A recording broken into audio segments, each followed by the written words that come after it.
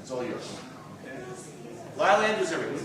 Hello. Can you all hear me all right? Great.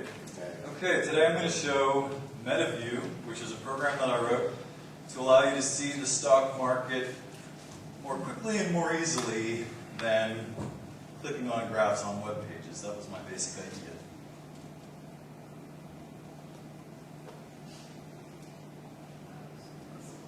Okay, there's a little bit of a challenge showing this on this projector.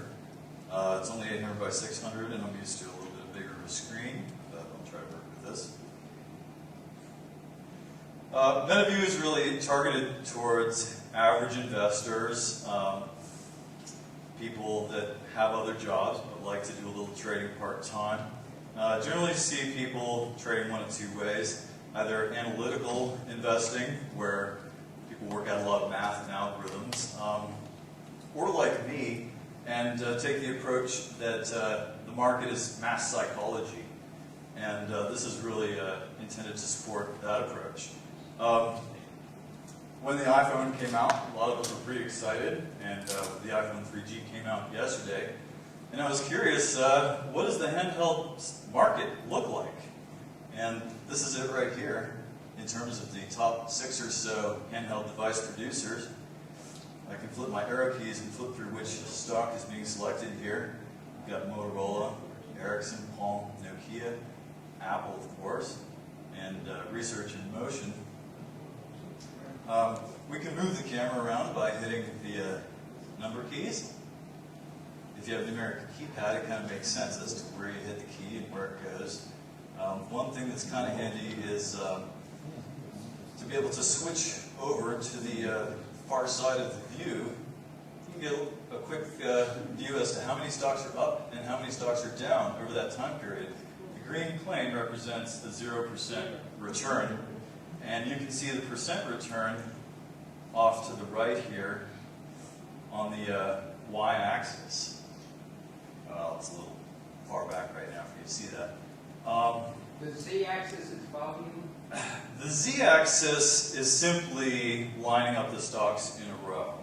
We're not really using the z-axis for anything quantitatively other than aligning the stocks so we can compare them and see what's going on. So the depth of the thickness of it doesn't mean anything? Correct. Yeah. I thought about trying to show other metrics, you know, with making it get bigger or smaller, or change colors and so forth. It can get very confusing very quickly.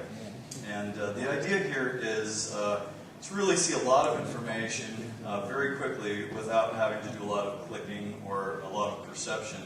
And it can kind of get in the, some of these charts can get in the way of each other, so having them move around a little bit allows you to see a little bit better over time. Where does the data come The data comes from a company called Brighter Systems, and they are in the business of just selling raw market data. So every day, at the end of the day, 10,000 stocks come in a data file. I also get half-hourly updates for the 3,000 most active of those 10,000 stocks. I'm also interested in making this work with other data sources. Currently, that's the one that it works for.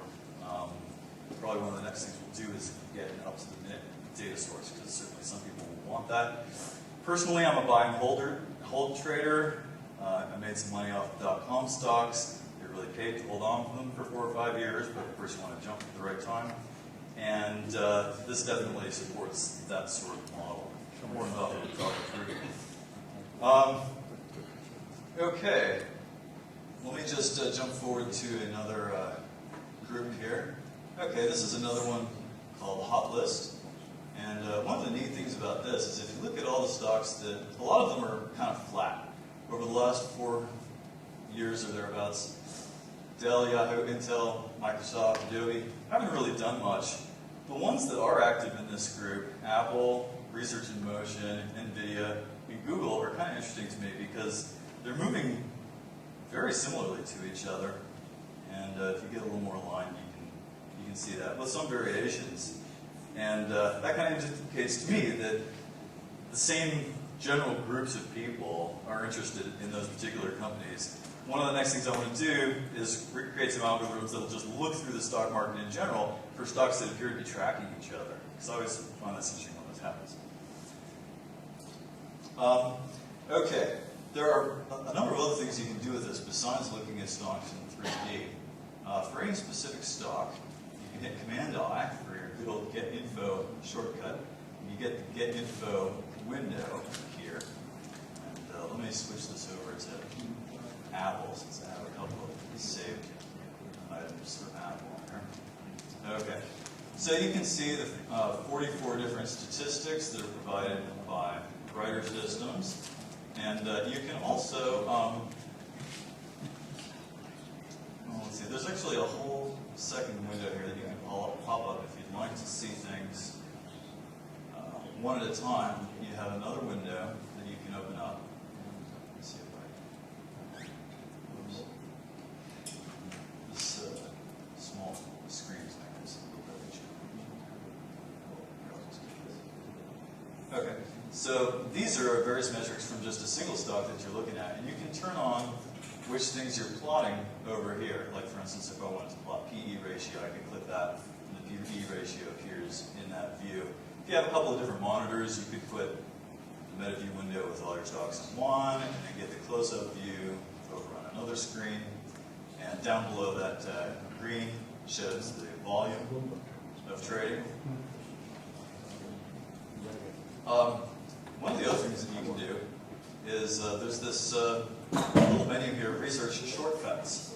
So for whatever stock is currently selected, you can jump off to any of these web resources and do a little more research on that stock. So let's say we're looking at Apple currently, so we can jump over to Yahoo Finance. This program has a little built-in mini web browser in it. And you may say, well, why didn't you just load it up in Safari? Well, the reason is because by having it inside the same program, we can pick a particular article that seems interesting, and then click Add. And then we can save that headline and URL in our own list of saved headlines. And the idea is that by building up a list of saved headlines, you create a little story of the stock that tells what it's doing to you in terms that makes sense to you. If you tried to list all headlines ever of the stock, it would probably be too much information to make a cohesive little narrative to yourself. The other thing that you can do is, once you have these in here, you can click directly once on it, and it will jump the cursor. Let's see. Okay. I'm having a hard time with the multiple windows. But you can jump, there we are. All right. The yellow cursor shows your date and time. And so I can click on a news story and see where on the graph that news story occurred. The other thing that you can do is down here on headlines, you can choose to plot headlines in your single stock view. Pull that up. And you can see the little blue triangles that appeared there are where those news stories appear. One of the things I want to do next is color code the triangles and color code the headlines so you can see which is which. And then the other thing you can do is double click on the article and go back to the original piece if you want to read it again. So you can build up your little library, and then the other thing is show notes, and you have a simple little notepad where you can keep notes for each individual stock that you are interested in. One of the neat things about this is you sometimes you make a large group and it just kind of looks like a chaotic jumble. But if you make the right kind of group, sometimes you learn something. This group shows the mortgage crisis, which we've all heard a lot about. And we start off in 2005 and go up through the present. You can see the broad green bars delineating the years back there. And move the camera up here a little bit so we can just take a look at the tail end of that period. So we've got some banks here that do a lot of mortgage lending. National City, Financial. National Mortgage, Citigroup, Bank of America, Merrill Lynch, and these guys all really took a deep drop at a certain point in time, and yet a few of them have done pretty well. BlackRock back there is not really involved in mortgages, but I put that in there because they swooped in to buy up some of the guys that were having trouble that were presumably otherwise financially sound. So BlackRock, as usual, is just skyrocketing along. You can also, you might notice while we're looking at this, that there are some yellow labels up on top and down below. You can define historical events that you would like to appear on the graph. So I hit Command E, for instance, here, and this is where you define historical events. So you can put beginning of the Iraq War, 9/11, watch the airline stocks, whatever you like to do. I've always been interested to what degree do historical events in news articles affect stock prices. To what degree do the stock prices already have the news factored in by the time it becomes public? And to what degree do they trail the news? And so this is a tool that helps you answer those kind of questions.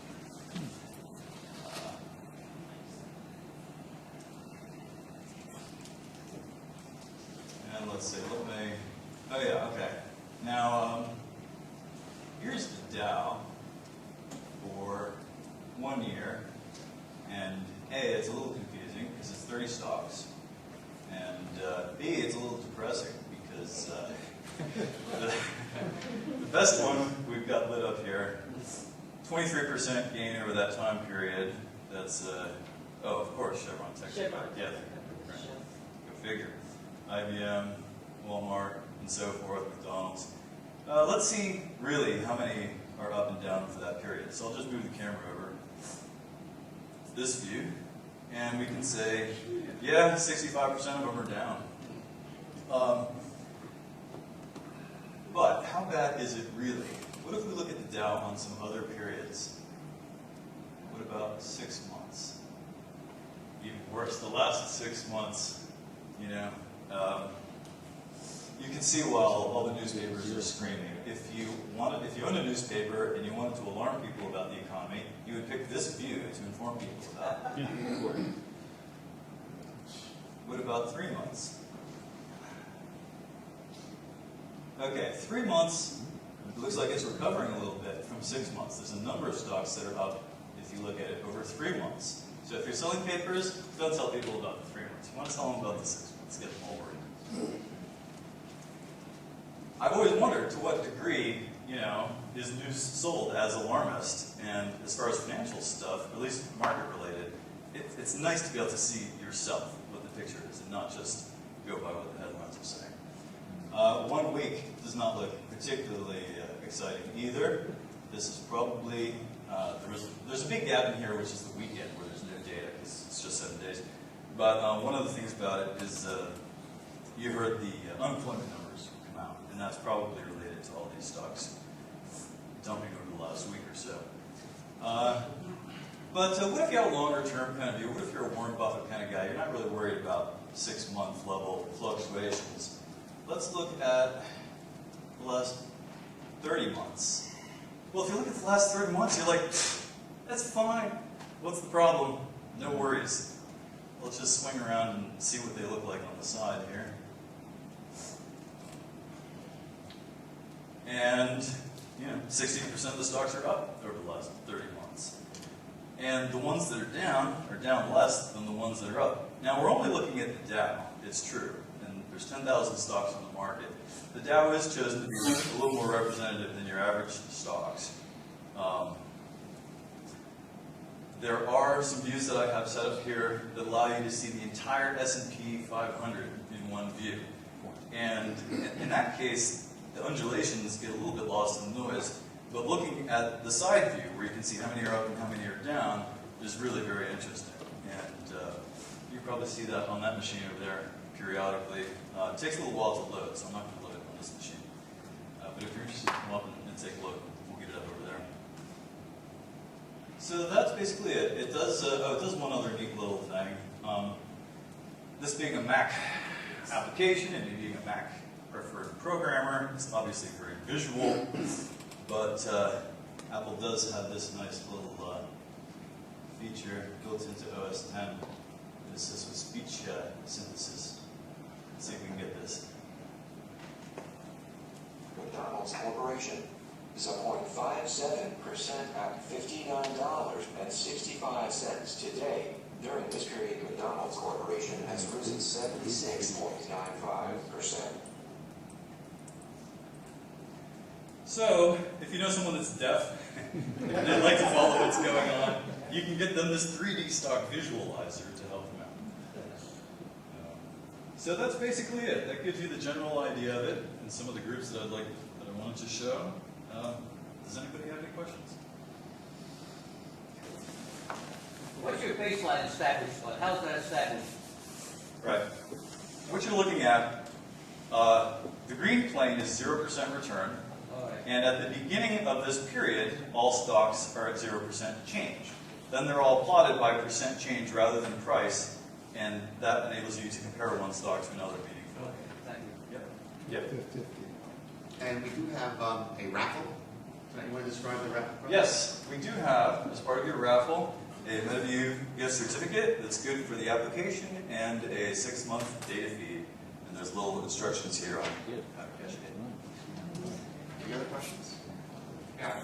One more question. Go ahead. Yeah, is this a universal application? Yes. It will run and include all in college parents? Absolutely. Yep. In fact, it's doing so right now. That's a G5, and this is one of the first Intel 2Os. Well, thank you, Lyle.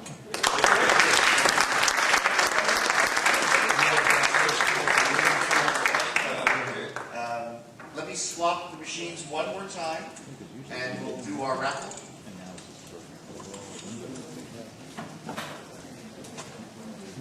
I need some help on the raffle. Who is going to be leading the report? Who's going to take a break?